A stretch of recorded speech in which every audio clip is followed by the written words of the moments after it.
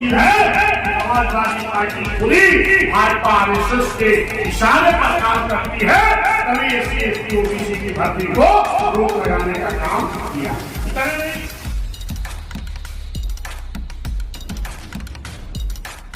डिम्पल यादव की सगी अपहरण वो क्या है? भाजपा की महिला आयोग की उपाध्यक्ष, उनकी सगी जेठानी डिम्पल की क्या है? समाजवादी पार्टी की सांसद माननीय अखिलेश यादव जी की पत्नी। विधानसभा लोकसभा में पिछड़ों का आरक्षण आज भी नहीं है, लेकिन समाजवादी के लोग जब आए महापुरुषों का भी अपमान करते हुए सभी जिलों का नाम बदल करके दूसरा कुछ करने का काम किए।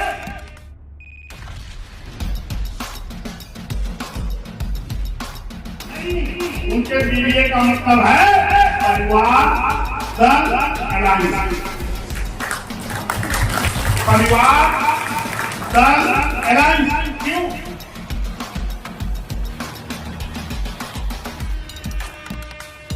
उन्हें यादव का है, न पिछड़ा का है, न मुस्लिम का है, न एससी का है, खाली पार्टी है उनके परिवार। क्योंकि उत्तर प्रदेश में एक टिकट किसी यादव को भी नहीं मिला। 5 सांसद हैं, एक ही घर से 5 निकलते हैं। एक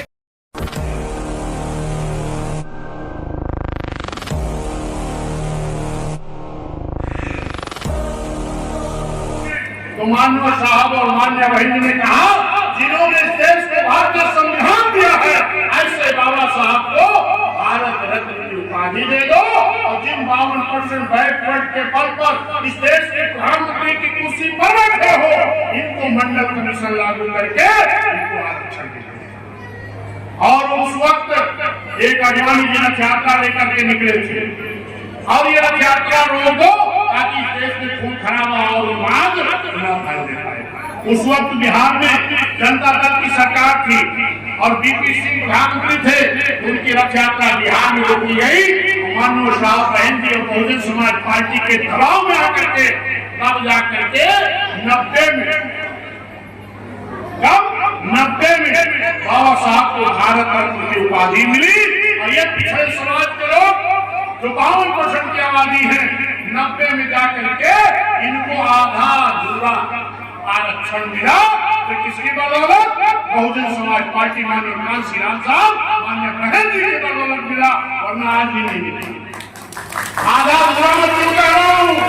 मेरी बात पर समाज के लोगों, आपको गांव की मेंबरी में तो आरक्षण है, प्रधानी में है, डीडीसी में है, बीडीसी में है, जिला पंचायत में है, चेयरमैनी में है, ब्लॉक प्रमुखी में है, महानगर में है, नगर पालिका में है, लेकिन विधानसभा लोकसभा में पिछड़ों का आरक्षण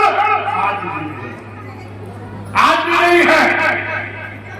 और ये आरक्षण आज जो आप प्रधान बन रहे हैं, डीडीसी बन रहे हैं, जिला पंचायत सदस्य, डीडीसी चेयरमैन, नगर पालिका, महानगर पालिका, अगर पिछड़े समाज के लोग आरक्षण के पद पर बन रहे हैं, किसी और की नहीं, माननीय कांसी राम साहब, माननीय बहन जी की बदौलत और उत्तर प्रदेश में सबको हिस्सेदारी भागीदारी मिल रही है। मेरे सम्मानित साथियों, क्योंकि आप लोग बड़ी देर से बैठे हो, हम समझ रहे हैं आपकी बात को, लेकिन आज इस बात को आप गांठ बांध करके जाओ कि अगर बहुजन समाज पार्टी नहीं आती तो सर्व समाज में नेता नहीं तैयार होता। इसलिए मैं कहता हूं कि बहुजन समाज पार्टी सिर्फ राजनीतिक पार्टी नहीं है। बहुजन समाज पार्टी बहुजन समाज में जन्मे तमाम संत गुरुओं महापुरुषों का एक मिशन, और बहुजन समाज पार्टी रूपी एक नर्सरी है, क्योंकि यहीं से तमाम समाज के नेता इसी बहुजन समाज पार्टी रूपी नर्सरी से तैयार होकर गए हैं और आज दूसरी पार्टियों में जाकर के बैठे हैं। तो आज पार्टी के लोग कहते हैं ये हमारे समाज के चेहरे, अरे चेहरे बनाया किसने? वो चेहरे बहुजन समाज पार्टी रूपी नर्सरी से तैयार किए। अरे पार्टी और है जो अपने आप को कहते हैं पीडीए बनाए, पिछड़ा दलित और दलित का विकास करेंगे। जरा गौर करिएगा, माननीय बहन जी अपनी सरकार में एक भर्ती कर रही थी बैकलॉग भर्ती। बैकलॉग भर्ती क्या था?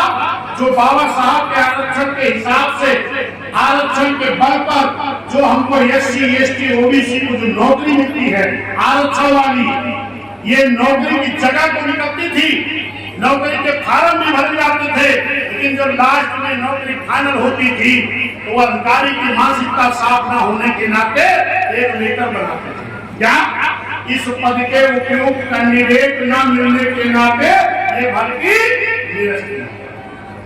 निरस्त करके कई लाख नौकरियां SC ST OBC समाज की आज भी खाली पड़ी है।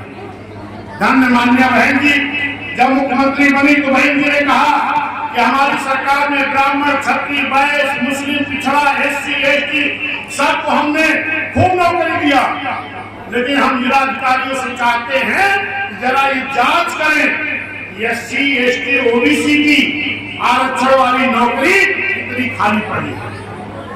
और जब देखा गया तो लाखों नौकरी निकली, तो बहन ने क्या कहा? हमारी सरकार के बैक में, BSP सरकार के बैक में लाभ की गई नौकरी को हम नाम देंगे बैकलॉग भर्ती। ये बैकलॉग भर्ती कौन भरना शुरू किया? पूरे देश में किसी भी दल ने, किसी भी सत्ता ने बैकलॉग भर्ती नहीं भरी, खाली बहन ने भर रही थी। फिर इस भर्ती को रोक किसने लगा दिया?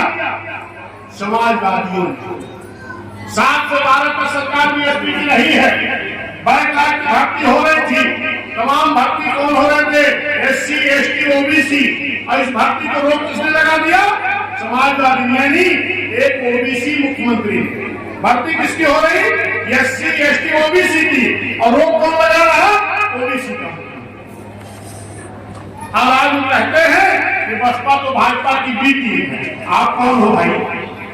अगर आप SC ST OBC की विकास की बात करते हो और इनकी भर्ती आपने रोक लगाया, तो हमें तो पूरा यकीन और उम्मीद है समाजवादी पार्टी खुली भाजपा RSS के इशारे पर काम करती है, तभी SC ST OBC की भर्ती को रोक लगाने का काम किया।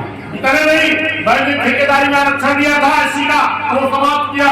बहन ने तमाम अधिकारियों को प्रमोट किया था, बाबू से बड़े बाबू, DYSP से SP, तहसीलदार से SDM, लेकिन पता नहीं क्या दुश्मनी थी इस समाजवादी के लोगों को, इन्होंने इन सभी अधिकारियों को डिमोशन करके वही अपमानित किया। प्रमोशन ने आरक्षण का बिल फड़वाया।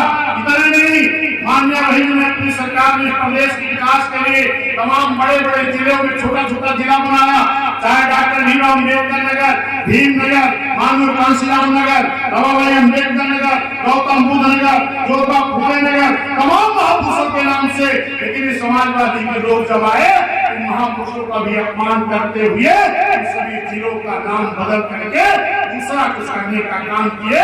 ये ना आपका विकास कर सकते, ना तो महापुरुषों का सम्मान कर सकते। आप जानते हो ना क्या बनाए हैं? PDA। आप PDA का मतलब क्या समझते हो भाई? PDA का मतलब समझते हो पिछड़ा दलित अल्पसंख्यक का विकास? क्या नहीं, उनके PDA का मतलब है परिवार दल अलायंस। परिवार दल अलायंस। क्यों? क्योंकि उनके परिवार में, समाजवादियों के परिवार में, उनके चाचा शिवपाल यादव जी एक अलग दल बना दिए थे, जानते हो ना? अब फिर उस दल का अब सपा में विलय हो गया कि तब तक PDA चलेगा तब तक उनके परिवार के लोग अलग अलग हैं। जैसे सगे माननीय अखिलेश यादव जी के सगे छोटे भाई प्रतीक यादव, उनकी पत्नी अपर्णा डिम्पल यादव की सगी देवरानी अपर्णा, वो क्या है? भाजपा की महिला आयोग की उपाध्यक्ष। और उनकी सगी जेठानी डिम्पल जी क्या है? समाजवादी पार्टी की सांसद माननीय अखिलेश यादव जी की पत्नी। तो देवरानी भाजपा में, जेठानी समाजवादी में, और बी टीम कहते हैं BSP वाले। इतना नहीं, अभी चुनाव हुआ था, क्या है का? एक तरफ माननीय अखिलेश यादव जी का कोई भाई भतीजा लड़ रहा था समाजवादी से, और भाजपा से कौन लड़ रहा था? सगे बहनोई माननीय धर्मेंद्र यादव जी के सगे बहनोई भाजपा से। अभी दिन किसको बताएंगे? बीएसपी। मेरे सम्मानित साथियों, वो पीडीए का विकास जो बोलते हैं वो अपने परिवार का विकास चाहते हैं। अभी उत्तर प्रदेश में चुनाव हुआ सांसदी का, तमाम यादव लोग खुश हो जाते हैं कि अरे हमारे बिरादरी पार्टी है। गलत खुश होता है। उन्हें यादव का है, न पिछड़ा का है, न मुस्लिम का है, न एससी का है, खाली पार्टी है उनके परिवार की। क्योंकि उत्तर प्रदेश में एक भी टिकट किसी यादव को भी नहीं दिया। 5 सांसद हैं, एक ही घर से 5 निकलते हैं। एक गेट से माननीय अखिलेश यादव सांसद, माननीय डिम्पल यादव निकलती है, और दूसरे गेट से धर्मेंद्र यादव सांसद निकलते हैं, और तीसरे गेट से अक्षय प्रताप यादव निकलते हैं। यानी 5 सांसद एक ही घर के अलग अलग गेट से निकलते हैं। बाकी पूरे उत्तर प्रदेश का यादव ही अपने आप को ठगा महसूस करता है। अभी आजमगढ़ है ना, पूर्वांचल में आपके मर्डर में बगल है, यहाँ भी अगर सांसद यादव लड़ाना हुआ तो आजमगढ़ का कोई यादव नहीं मिला। उसके लिए भी माननीय अखिलेश यादव जी के छोटे भाई धर्मेंद्र यादव जी भी यहाँ लड़ने के लिए आए। मेरे सम्मानित साथियों, अगर संत समाज का हित कहीं हो सकता है, संत समाज का विकास हो सकता है, संत समाज को राजनीतिक भागीदारी मिल सकती है, तो सिर्फ और सिर्फ एक पार्टी है, बहुजन समाज पार्टी। एक नेता है माननीय कुमारी माया। एक लाइन और बोलेंगे, समाप्त करेंगे। एक मार से पूरा देश परेशान है। एक मार, कौन सी मार? महंगाई की मार। महंगाई बहुत हो गई है ना, लेकिन सब लोग समझ रहे हो ना। गैस सिलेंडर महंगा, डीजल महंगा, पेट्रोल महंगा, दाल महंगा, सब कुछ महंगा, दवाई महंगा, पढ़ाई महंगा, शिक्षा महंगा, सब महंगा। महंगाई का कारण समझ रहे हो क्या है? हमारे तमाम लोग जानते होंगे। अभी आम जनता के जो उपयोग की वस्तु होती है, जो आपके उपयोग की वस्तु होती है, इसको बनाता कौन है? बड़े बड़े फैक्ट्री वाले।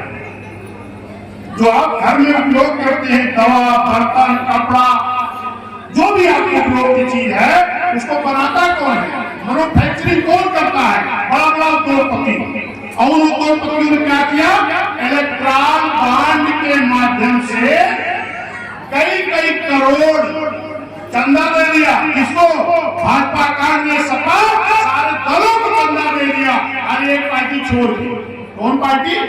बीएसपी। बहन जी ने कहा हम उद्योगपतियों से चंदा धंधा सेठों से नहीं लेंगे। क्यों?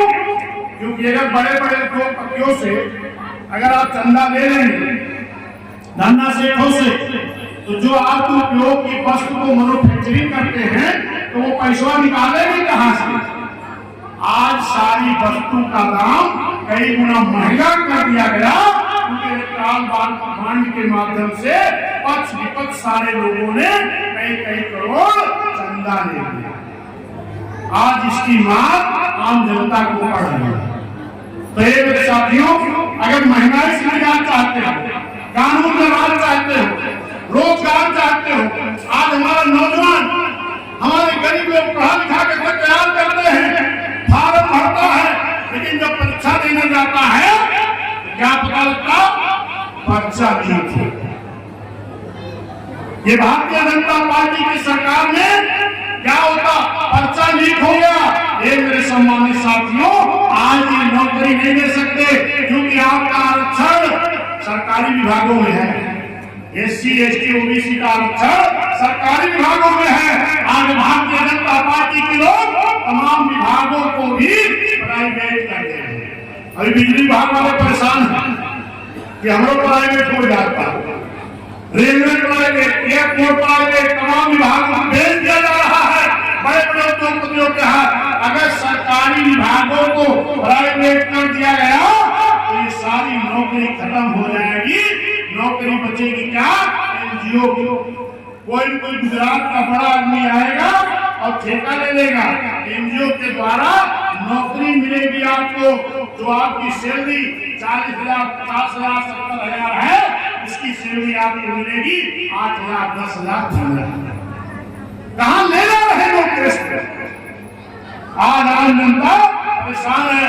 ये मेरे साथियों, आज जननायक कर्पूरी ठाकुर जी की जयंती पर, क्योंकि आज तो हमारे जननायक कर्पूरी ठाकुर जी तो है नहीं इस दुनिया में, लेकिन आज उनके रूप में बहुजन समाज पार्टी को तैयार करके माननीय कांसी राम साहब गए हैं।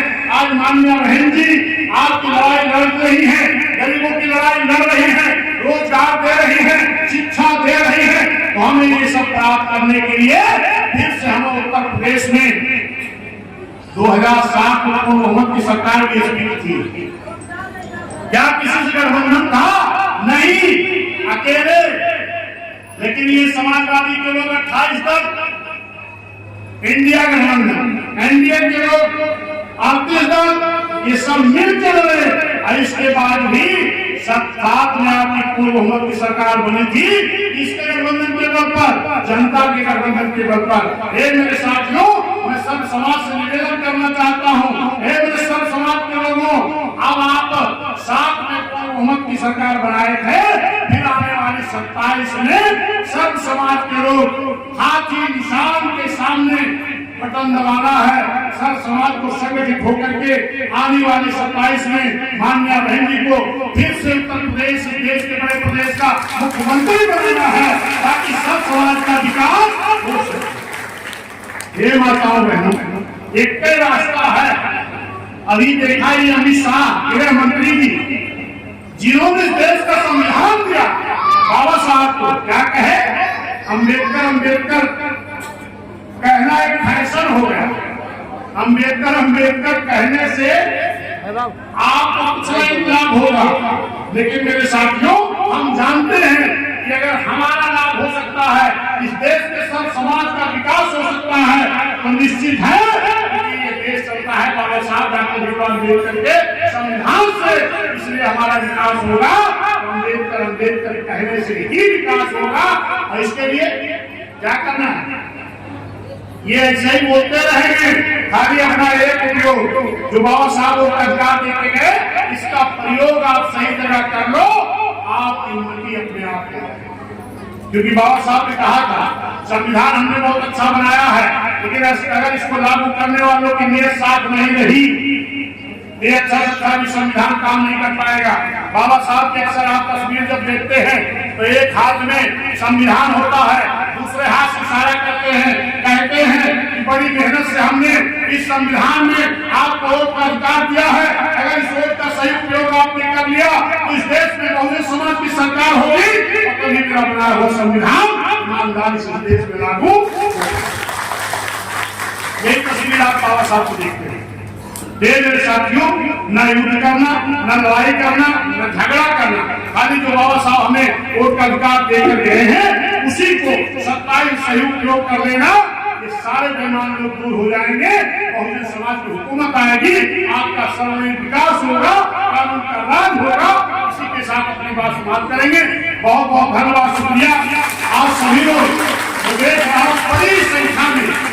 बड़ी संख्या में कई हजारों की संख्या में आप लोग 11 बजे से बैठे हैं, और मेरी बात को भी पूर्णतः आप लोगों ने सुना है। आपकी सच्ची श्रद्धांजलि हमारे जो कर्पूरी ठाकुर जी हैं, जननायक भारत रत्न कर्पूरी ठाकुर जी को सच्ची श्रद्धांजलि तभी होगी जब उनके जैसे विचारों वाली पार्टी बहुजन समाज की हुकूमत होगी, तभी उनकी भी इच्छा पूरी होगी। जय भीम।